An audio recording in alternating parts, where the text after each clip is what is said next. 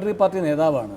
ഈ പാർലമെന്ററി പാർട്ടിയെ മുന്നോട്ട് കൊണ്ടുപോകാൻ സുധീരന്റെ പക്ഷത്തെ ആളുകളൊന്നും നിയമസഭയ്ക്കകത്തില്ല. ഉമ്മൻചാണ്ടിയുടെ കനിവോടെ തന്നെ മുന്നോട്ട് കൊണ്ടുപോകാൻ മാത്രവുമല്ല, ഘടകകക്ഷികൾ ഒന്നടങ്കം ഉമ്മൻചാണ്ടിക്കൊപ്പവുമാണ്. അതുകൊണ്ട് അങ്ങനെ ഒരു പ്രശ്നം അതിൽ അതുകൊണ്ടാണല്ലോ രമേശ് ചെന്നിത്തല ഒരു വളരെ ബുദ്ധിപൂർവ്വമായ നിലപാട് സ്വീകരിച്ചിരിക്കുന്നത്. ഞാൻ തിരികെ എത്താം. ശ്രീ സണ്ണിക്കുട്ടി പറയും രണ്ട് കാര്യങ്ങൾ. ഒന്ന്, എന്തുകൊണ്ടാണ് ഷാനിമോൾ ഉസ്മാന്റെ മൈക്ക് ഓഫ് ആക്കുന്ന VM സുധീരൻ? അദ്ദേഹത്തെ വിമർശനങ്ങൾ എതിർപ്പല്ല എന്ന് ഉമ്മൻചാണ്ടി ഇപ്പോഴും ഓർമ്മിപ്പിക്കേണ്ടി വരുന്നത്. രണ്ട്, ഈ പാർട്ടി സമിതികളൊക്കെ വിളിച്ചു കൂട്ടുന്നതിൽ അസാമാന്യമായ ഔത്സുക്യം കാണിക്കുന്ന വ്യക്തിയാണ് അദ്ദേഹം. മദ്യനയത്തിൻ്റെയൊക്കെ പോർമുഖത്ത് നിൽക്കുമ്പോൾ അദ്ദേഹം എത്ര വിശാലമായ എക്സിക്യൂട്ടീവാണ് വിളിച്ചു ചേർത്തിട്ടുള്ളത്. ഇപ്പോൾ എന്തേ അതിന് മടി? ഇപ്പോൾ മടി ഇവിടെ സംഘടനാ തലത്തിലുള്ള ശക്തി A ഗ്രൂപ്പിന് തന്നെയാണ്. അവർ മുറിവേറ്റവരാണ്. അവർ അജണ്ട ഹൈജാക്ക് ചെയ്യുമെന്ന ഭയന്നിട്ടാണ്. അതിനുമുമ്പായിട്ട് ശ്രീ ചെറിയാൻ പറഞ്ഞ ഒന്ന് രണ്ട് കാര്യങ്ങൾ, ചെറിയാൻ്റെ എവിടെ നിന്നാണ് ഈ വിവരങ്ങൾ കിട്ടിയതെന്ന് എനിക്കറിയില്ല. ചെറിയാനെ ഞാൻ കുറ്റപ്പെടുത്തുകയല്ല, പല കാരണങ്ങളാണ്, അത് എനിക്കും ചെറിയാനും ഒക്കെ അറിയാം. കേരളത്തിലെ കോൺഗ്രസ്സിലെ ഏത് പ്രശ്നം, അതിലാരും ഉൾപ്പെട്ട പ്രശ്നമാണെങ്കിലും പറഞ്ഞു വരുമ്പോൾ അത് ചെറിയാൻ കൃത്യമായിട്ട് ഉമ്മൻചാണ്ടിയിലേക്ക് കൊണ്ടുവരും. ഉമ്മൻചാണ്ടി പ്രതിപക്ഷ നേതാവൻ ആകാൻ ആഗ്രഹിച്ചിട്ടുണ്ടോ എന്ന് എനിക്ക് അറിഞ്ഞുകൂടാ. പക്ഷേ ഉമ്മൻചാണ്ടി അതിൻ്റെ ഒരു പ്രോസസ്സ് തുടങ്ങിയപ്പോൾ തന്നെ അദ്ദേഹം പറഞ്ഞു ഞാൻ പ്രസിഡന്റ് സ്ഥാനത്തേക്ക് ഇല്ല എന്ന് പറഞ്ഞു. ഹൈക്കമാൻഡിൻ്റെ ആളുകൾ വന്ന് ചോദിച്ചോ രമേശിന് ഭൂരിപക്ഷം ഉണ്ടാകുന്നു എനിക്കൊന്നും പറഞ്ഞുകൂടാ. അതുപോലെ തന്നെ KPCC പ്രസിഡന്റിനെ മാറ്റാൻ ആഗ്രഹിച്ചിട്ടുണ്ടാവും സുധീരനും, അല്ലെങ്കിൽ ഉമ്മൻചാണ്ടിയും കൂട്ടരും ആഗ്രഹിച്ചിട്ടുണ്ടാവും.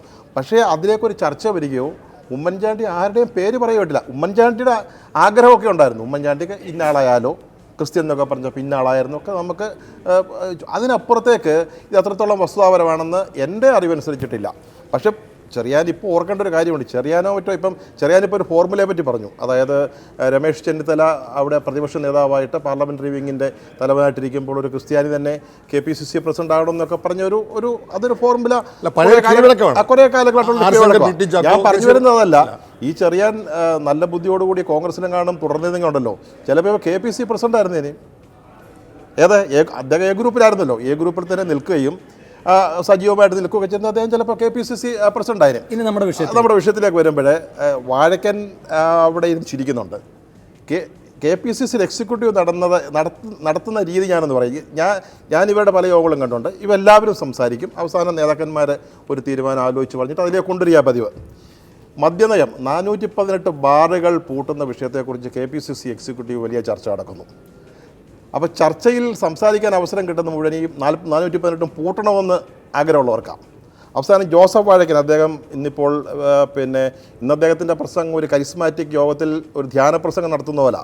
കാരണം ഇന്ന് മറ്റേ ഇൻഡാസ് വന്നിട്ടുണ്ട് ഡൽഹിയിൽ നിന്ന്, ഏതോനെങ്കിലും പരസ്യമായിട്ട് വല്ലതും പറഞ്ഞിട്ടുണ്ട് പണി പോകുമെന്ന് പറഞ്ഞിട്ടുള്ളതുകൊണ്ട് നല്ലൊരു കരിസ്മാറ്റിക് ധ്യാനഗുരുവിൻ്റെ എന്നും അച്ചടക്കമുള്ള കൊണ്ട് അല്ല, വാഴക്കൻ എപ്പോഴും അതിൻ്റെ ഒരു ലിമിറ്റിൽ നിൽക്കത്തില്ല. എന്നാലും ഒരു ധ്യാനഗുരുവിൻ്റെ സ്വരം അദ്ദേഹത്തിനുണ്ട്. ഇപ്പോൾ അതുകൊണ്ട് അദ്ദേഹം അതിന് എതിർക്കില്ലെന്ന് തോന്നുന്നു. ഇദ്ദേഹം മല്ല് പിടിച്ച് എനിക്കും സംസാരിക്കണം എന്ന് പറഞ്ഞിട്ട് ഒച്ചപ്പാടുണ്ടാക്കി വാങ്ങിച്ച് ആ മദ്യത്തെക്കുറിച്ച് സംസാരിക്കുകയും ഇദ്ദേഹത്തിൻ്റെ മാത്രം എതിർപ്പോടുകൂടി വേറെ ആരുമില്ല. ഈ ചർച്ച കഴിയുമ്പോഴത്തേക്ക് ഉമ്മൻചാണ്ടിൻ്റെ വശമൊക്കെ പോയി അവസാനം ഇത് പാസ്സാക്കിയെടുക്കുകയും ചെയ്ത ഒരു രീതിയുണ്ട്. പിന്നീട് നമുക്ക് ഷാനിമോൾ ഉസ്മാൻ്റെ കാര്യം പറയാം, അത് അവിടെ നിൽക്കട്ടെ. എന്തിനാണ് ഷാനിമോൾ ഉസ്മാൻ്റെ കാര്യം പറയുന്നത്? ഇന്നിപ്പോൾ കൊല്ലത്ത് വളരെ നിർഭാഗ്യകരമായ സംഭവം. കേരളത്തിലെ കോൺഗ്രസിൻ്റെ ചരിത്രത്തിലെ വളരെ മോശപ്പെട്ട നാണംകെട്ട ഒരു അധ്യായമാണ് അത്. വാഴക്കൻ പറഞ്ഞ ഒരു ചെറിയ കാര്യമൊന്നുമല്ല. പ്ലാനറ്റോറിയത്തിൽ അന്ന് ഇതുപോലെ ശക്തമായ വണ്ടിയൊന്നും ആയിരുന്നില്ല, ഇത് ഇന്നോവ കാറോ മറ്റുമായിരുന്നു. അതുകൊണ്ട് വളരെ ഭദ്രമായി എങ്ങനെ ഇത് മാരുതി സുസുക്കി എന്തായാലും നല്ല അടയാളമുള്ള ഒരു വണ്ടിയായിരുന്നു. അതുകൊണ്ട് ആർക്കും അതിക്രമിക്കാൻ പറ്റില്ല. പ്ലാനറ്റോറിയത്തിൽ പിന്നെ പുറത്തിറങ്ങുകയൊക്കെ ചെയ്തു. അപ്പോൾ പുറത്തിറങ്ങുമ്പോൾ അങ്ങനെ കാര്യമായ പ്ലാനറ്റോറിയത്തിൽ ഞാൻ കണ്ടോണ്ട് നിൽക്കുക. ഇതൊക്കെ ഏതാണ്ടൊക്കെ തുല്യമായിട്ടൊക്കെ തന്നെ വേണം. അതിന്റെ വലിപ്പച്ചെറുപ്പമൊന്നും നമ്മൾ പറയേണ്ട കാര്യമില്ല. ഞാൻ തീരുമാനിച്ചടിക്കുന്നത് നമുക്ക് കണ്ടാലറിയാം. മുസ്തഫയ്ക്കിട്ട് അടി കൊണ്ട് ഓടിയിട്ടുണ്ട് ആലുവയിൽ.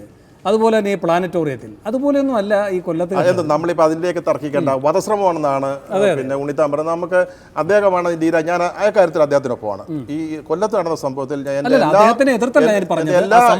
എല്ലാ പിന്തുണയും അദ്ദേഹത്തിനാണ്, യാതൊരു സംശയമില്ല. അത് വളരെ തെറ്റായൊരു കാര്യമായി പോയി. പിന്നീട് ഇവിടെ നമ്മൾ പറഞ്ഞു വന്നത് ഈ ആദ്യത്തെ ദിവസം മുരളിയുടെ ഈ പ്രസ്താവന വരുന്നു, അതൊരു പൊളിറ്റിക്കൽ സ്റ്റേറ്റ്മെന്റ്, അതിന് പിന്നീട് ഒരു രാഷ്ട്രീയം ഉണ്ടെന്ന് വെച്ചോ.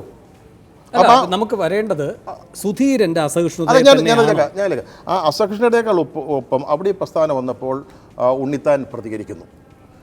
സംഗതി മോശമായി, അപ്പം തന്നെ സംഗതികൾ മോശമായി. അപ്പോഴത്തേക്ക് ഉള്ളിൽ പ്രശ്നങ്ങളുണ്ടായി, അതിന് കത്ത് വരുന്നു. അതിനിപ്പോൾ KC ജോസഫ് ഒരു കത്ത് കൊടുത്ത വലിയ തെറ്റൊന്നുമല്ല. A ഗ്രൂപ്പുകാർ വ്രണതഹൃദയരാ. അവർക്ക് കിട്ടുന്ന അവസരങ്ങൾ ഉപയോഗിക്കും. രമേശിൻ്റെ ഐ ഗ്രൂപ്പിൽ നിൽക്കുന്ന പ്രതിപക്ഷ നേതാവ് രമേശിൻ്റെ ഗ്രൂപ്പിൽ നിൽക്കുന്ന മുരളീധരൻ കേരളത്തിൽ കോൺഗ്രസ് പ്രതിപക്ഷ ധർമ്മം നിർവഹിക്കുന്നില്ല എന്ന് പറഞ്ഞാൽ അവരത് ഉപയോഗിക്കും, അവരത് കത്തുവൊക്കെ കൊടുക്കും. അതിന് വലിയ തെറ്റൊന്നും പറഞ്ഞിട്ട് കാര്യമില്ല. പക്ഷേ അത് ആ ഒരു ലെവലിലേക്ക് വന്നപ്പോൾ ഉണ്ണിത്താൻ ഈ ഊരിയ വാൾ ഉറയിലിടുക എന്ന് പറഞ്ഞിരുന്നുവെങ്കിൽ ഇന്നലത്തെ പത്രസമ്മേളനം ഉണ്ടാവില്ലായിരുന്നു. അതിനകത്ത് മുരളിയുടെ ചില വാക്കുകൾ, മഞ്ചേരി സംഭവത്തിലൊക്കെ ഉണ്ണിത്താനെ കോടതിയും പാർട്ടിയുടെ അന്വേഷണ കമ്മീഷനൊക്കെ പിന്നെ ഒഴിവാക്കിയെടുത്തതാണ്. അപ്പോൾ അതുപോലെ തന്നെ കുശിനിക്കാരൻ എന്നൊക്കെയുള്ള പ്രയോഗങ്ങൾ. പക്ഷേ അതുമായിട്ട് താരതമ്യം ചെയ്യാവുന്നതല്ല പിന്നീട് അദ്ദേഹത്തിൻ്റെ. അപ്പോൾ ഞാൻ പറഞ്ഞ തടഞ്ഞിരുന്നുവെങ്കിൽ ആ പത്രസമ്മേളനം ഉണ്ടാകാതെ KPCC നേതൃത്വം ഇടപെട്ടിരുന്നുവെങ്കിൽ ഇന്ന് കൊല്ലത്ത് ഈ നാണം കെട്ട അത് മാത്രം ഒന്നുകൂടെ ഞാനൊന്ന് പറഞ്ഞോട്ടെ. ഇന്ന് ഈ ചർച്ചകളൊക്കെ കഴിഞ്ഞിട്ടും ഈ സംഭവങ്ങളെ അപലപിക്കാനോ ഇതിനെ തള്ളിപ്പറയാനോ പാർട്ടി നേതൃത്വത്തിൽ ആരും തയ്യാറായിട്ടില്ല എന്നുള്ളത് ഓർക്കേണ്ടത്. ശരി, ഞാൻ ഇടവേളയിലേക്ക് പോകാം. ഇടവേളയ്ക്ക് ശേഷം സൂപ്പർ പ്രൈം ടൈം ചർച്ച ചെയ്യുന്നത് ഇനി നേതാക്കന്മാരാരും ആഭ്യന്തര കാര്യങ്ങളിൽ പൊതുപ്രസ്താവന നടത്തരുത് എന്ന് ഹൈക്കമാൻഡിൻ്റെ താക്കീത്. ഹൈക്കമാൻഡ് വാക്ക് നൽകിയിട്ടുണ്ടെന്ന് ഉമ്മൻചാണ്ടിയുടെ മറുപടി. താക്കീത് നൽകുമ്പോൾ പറഞ്ഞ വാക്ക് മറക്കുമോ ഹൈക്കമാൻഡ്? ഇടവേളയ്ക്ക് ശേഷം.